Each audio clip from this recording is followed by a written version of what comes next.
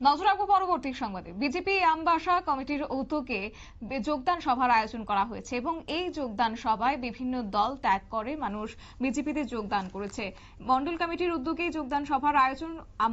আমবাসায় বিজেপির নতুন মন্ডল সভাপতি অজয় অধিকারী হওয়ার পর এই প্রথম আমবাসায় যোগদান সভা অনুষ্ঠিত হয়েছে।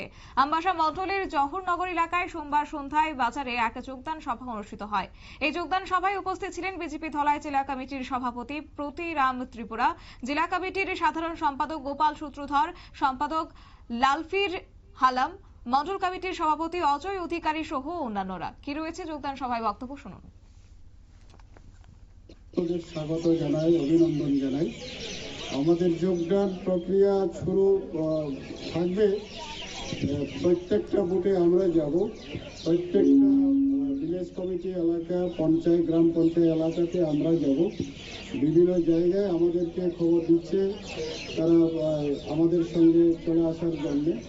আমরা আগামী দিনগুলিতে ব্যাপকভাবে আমাদের টার্গেট রয়েছে প্রত্যেকটা মণ্ডলে মিনিমাম 2000 পরিবারকে যোগদান করানোর জন্য।